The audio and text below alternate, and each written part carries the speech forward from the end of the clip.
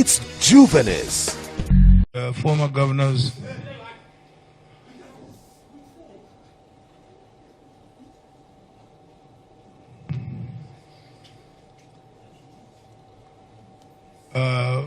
former chairman, our great party, members of the Board of Trustees and members of the National Executive Committee who are here today, this afternoon, gentlemen of the press, distinguished ladies and gentlemen. First of all, let me apologize that we have to have this event in a constrained space like the one we are having now. So we do apologize for that.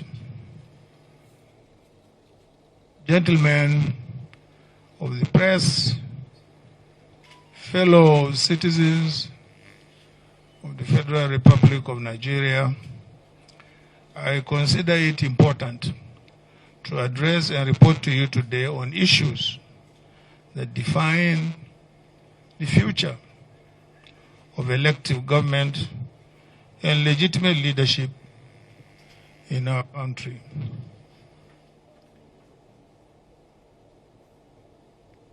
Political leadership and active citizenship matter because they are ways through which we all work together to build a country that works for all who live in it and who will come after us.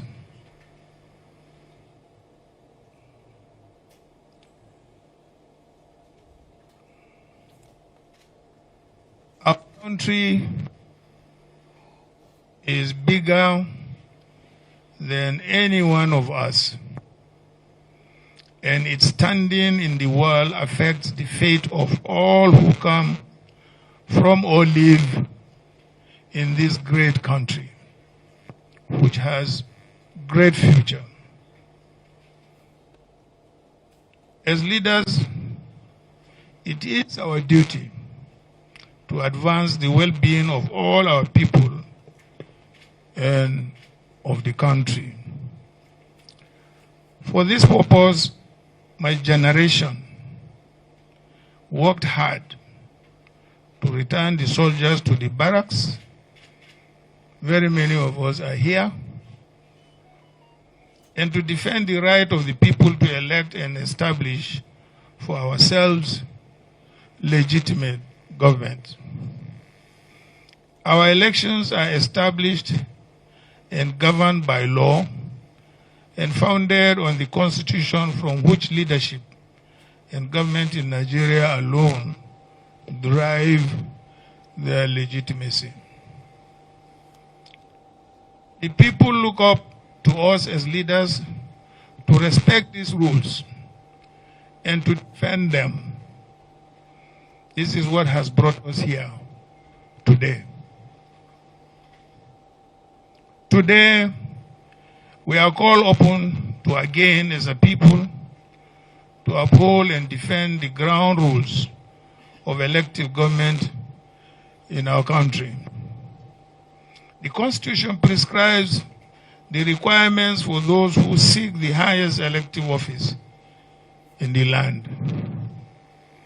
It should not take months or indeed decades for the institutions concerned to be able to do their work in establishing the credibility of any certificates presented by candidates for public office. We undertook this journey at great cost and for important reasons. The ground rules for legitimate governance in our country need to be upheld. And you who are gathered here today have the responsibility of holding those ground rules. And the reputation of our country is at stake. That affects everyone, Nigerians everywhere, wherever they may be in the world. I am a Democrat by conviction and a citizen of a country that I love. The issues at stake in this case require us once more to rededicate ourselves to both the country and our constitution. Now we must entrust these facts to us all as citizens and as leaders of the institutions charged with interpreting our constitution. I should thank the lawyers, both in Nigeria and in the United States, who have assisted us in bringing clarity and definitive answers to these issues that appear to have defied our institutions for nearly a quarter of a century. I also want to extend my gratitude to the Nigerian citizens and friends of Nigeria, both within and beyond the shores of our country, for their patience as we have sought to find the facts and establish the truth. I wish to pay tribute to the late human rights activist, Chief Gani Fawehimi, senior advocate of Nigeria, who inspired us on this path of discovery. Now he can truly rest in peace in the assurance that what he started about 23 years ago has come to fruition. Gani's vindication today gives credence to the saying that no matter how fast a lie runs, the truth will someday overtake it. Former American President Thomas Jefferson once said, and I quote, "If I had to choose between government without newspapers and newspapers without government, I wouldn't hesitate to choose the latter."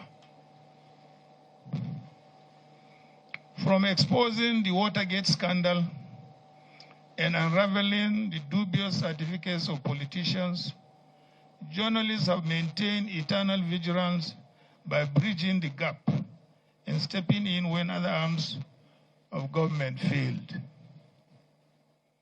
It is for these reasons that commendation must be given to David Hundeyin, an independent journalist whose extraordinary work and those of many more young people like him has become a source of inspiration. Special thanks must be given to the millions of Nigerian youths and citizen journalists too, who continue to put out the truth online even when no one is listening. Indeed, the price of liberty is eternal vigilance. They have put the country first in their firm commitment to unravel the truth and hold leaders accountable. This gives me the hope that we have worthy partners in the struggle to reclaim the country we call our home. This quest is not for or about Atiku Abubakar. It is a quest for the enthronement of truth, morality, justice, and accountability in our public affairs. In line with this, let me call on all well-meaning Nigerians, leaders of thought, our religious leaders, our traditional leaders, our community leaders, our political leaders, and in particular,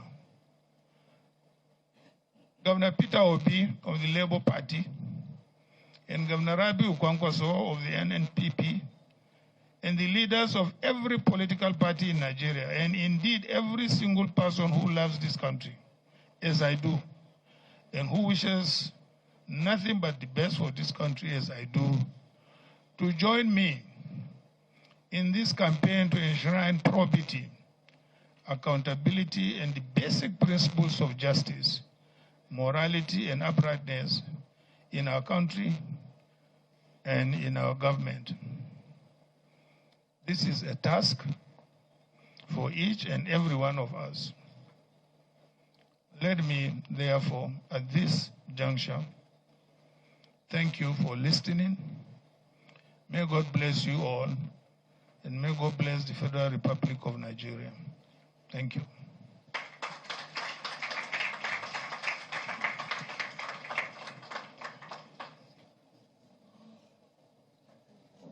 Thank you, Your Excellency, former Vice President, candidate of the People's Democratic Party in the last presidential election, and by the grace of God, the next president of the Federal Republic of Nigeria. Please put your hands together for him once again. Well, we have friends in the house. We have colleagues in the house. All technical questions will be taken that has to do with law will be taken by our friends. So, yes, Chuksokocha this day.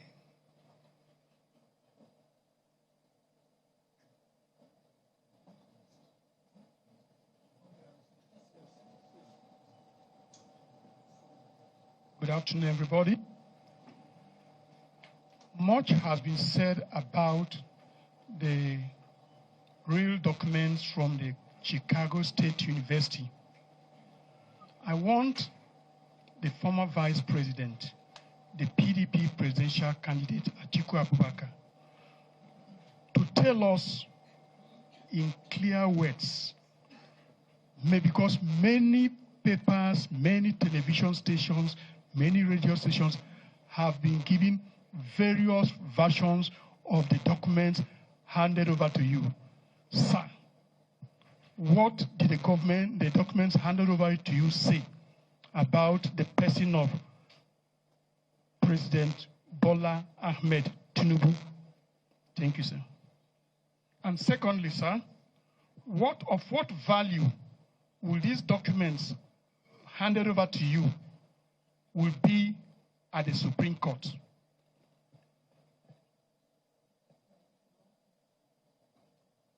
Thank you, Chuksokocha of these day newspapers. Eniola of African Report, that's an international platform, yes.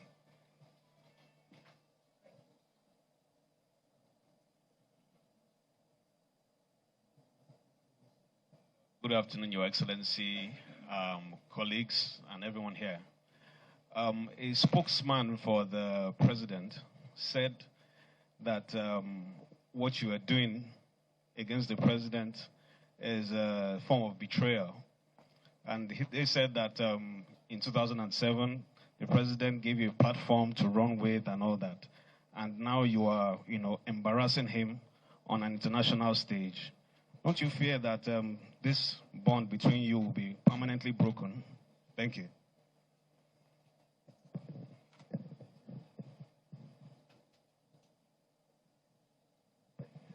Thank you. His Excellency will take the question from the African Report, while Barrister Kalu will respond to this day newspaper's inquiry.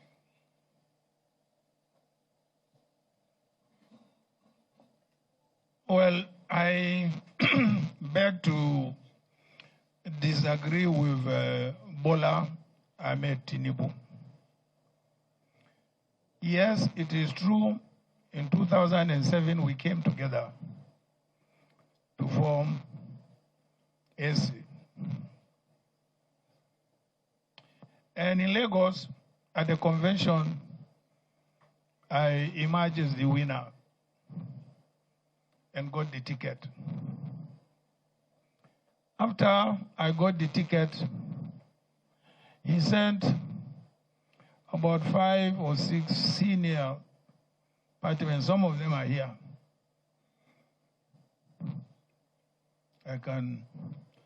even name them, but I don't want to embarrass them. And they met me and said to me that Bola wanted to be my running mate. I said, gentlemen, you are all old enough. And apparently, virtually all of you are Christians with the exception of only one person. What would be your reaction to have a Muslim ticket?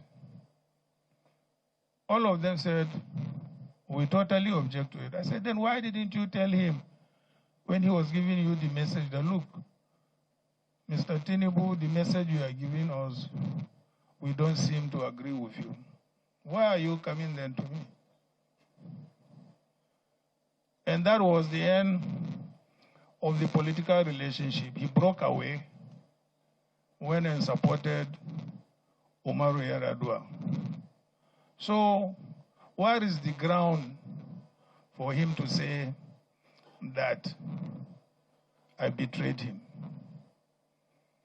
But those of you who are old enough will also remember that in 2003, the PDP took over all the southwestern states, with the exception of Lagos.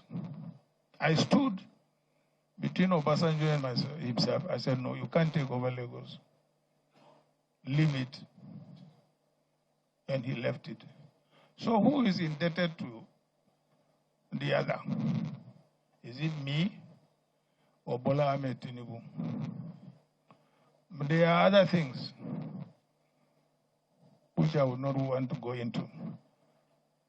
But I vehemently deny that either I stabbed him at the back or did not do him whatever. Thank you. Until today, I will not do Muslim ticket. So I don't have to be president because I don't believe it is right for this country. It's not right. Absolutely wrong. We are multi-ethnic and multi-religious. And our government should reflect our diversity and our composition. Thank you very much.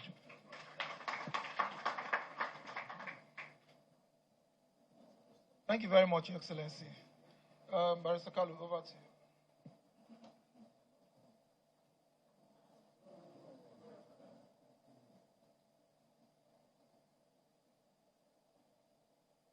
On the certificates issued or released by Chicago State University to the lawyers of Alhaji Atiku Abubakar.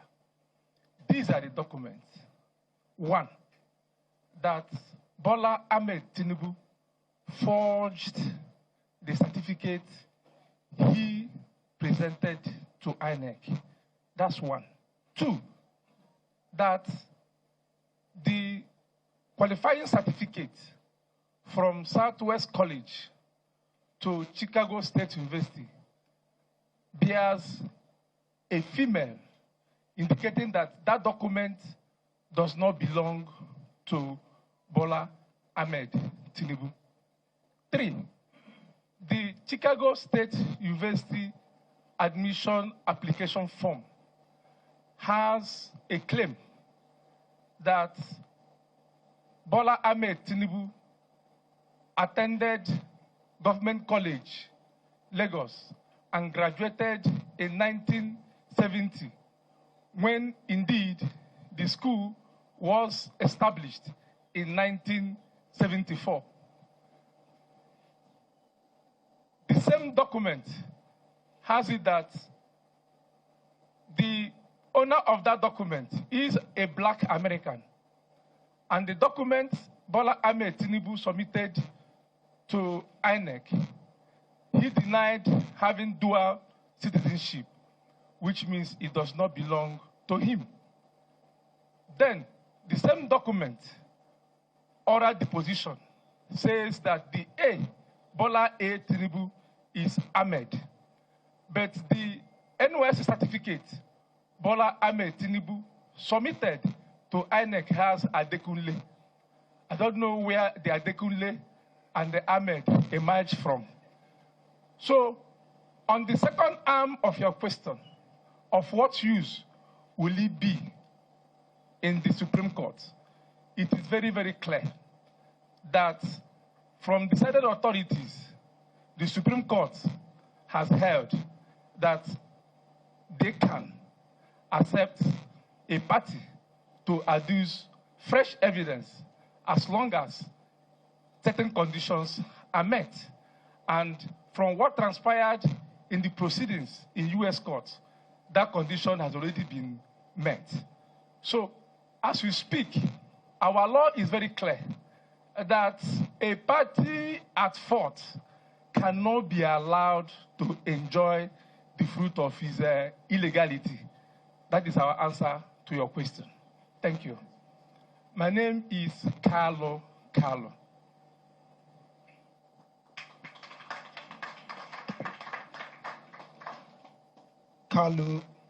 Thank you very much, Carlo. I will take, because of the condition of this place, very hot, and I have their excellencies present here. So many of them. I'm privileged to be right in front of you, your excellencies. Won't keep you here for too long. Okay, Friday or Loco, the Punch newspapers.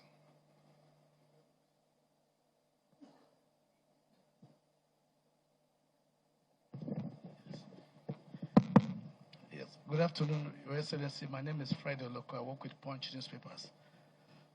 Well, there have been the rumors flying around that because of this issue, this alleged certificate forgery, that some persons have reached you by way of trying to intervene, to put pressure on you, purportedly from the president, for you to step down on this matter.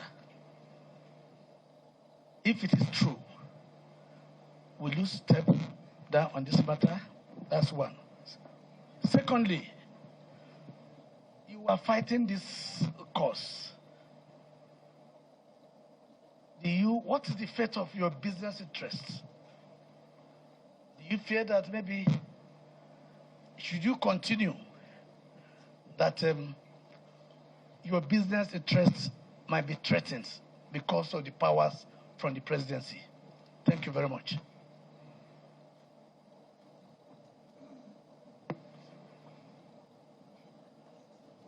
Okay, let me start from the business perspective, because it's the latest in the series of questions that you asked.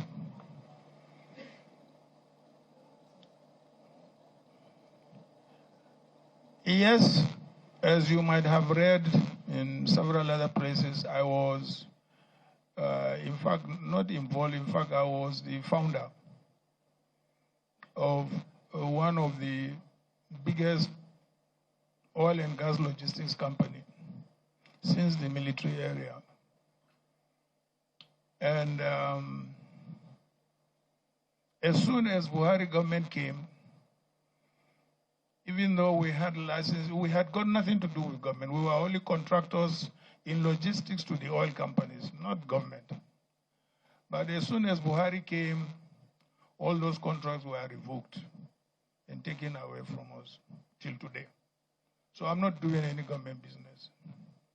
Yes, I am in other businesses, agriculture, manufacturing, and so on and so forth. So that's as far as government business is concerned. So I'm not scared of any business being taken away from me. It has already been taken away from me since the beginning of, was it 1990? Since Buhari's time. They took it and distributed it among themselves. So what was the other question?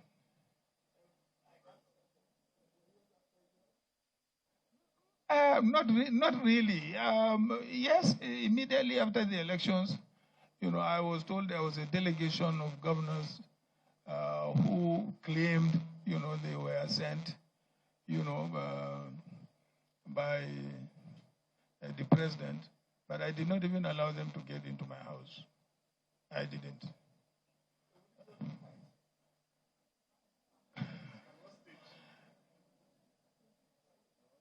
I will only drop the fight when the court rules. If the court rules that I am right, fine. If the court rules that he is right, so that's the end of the fight. Because at the moment we are at the Supreme Court, and there is no any other court than the Supreme Court.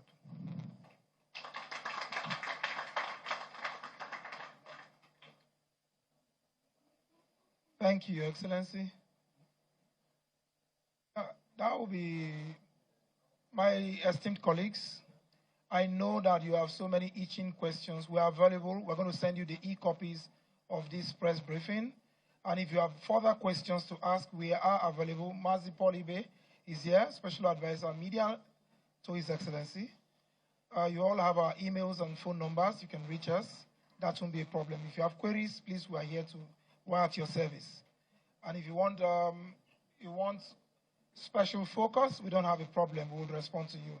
That will be all for now. We thank you for your esteemed presence. God bless you. Thank you. Oh, you're done already. I'm sure you liked it. Please leave your comments, like, and share this video. More importantly, please click on the thanks button so that you can support Juvenis TV to enable us create more content like you. We appreciate you. Thanks for watching. It's just, it's unique, it's versatile, it envisions, it's newsy, it inspires, it suits, it's Juvenis. A dual glossy magazine with educative and entertaining columns that report contemporary issues, events, tells about individuals who can inspire positively, showcases latest trends in fashion, circulates all around Nigeria, Ghana, South Africa, London, and USA. Juvenis is published bi-monthly by Peanuts Communications Limited. For enquiries, event coverage or advert placement, call 0803 360 8271, 0805 787 1199. Juvenis Magazine, inspiring the young at heart.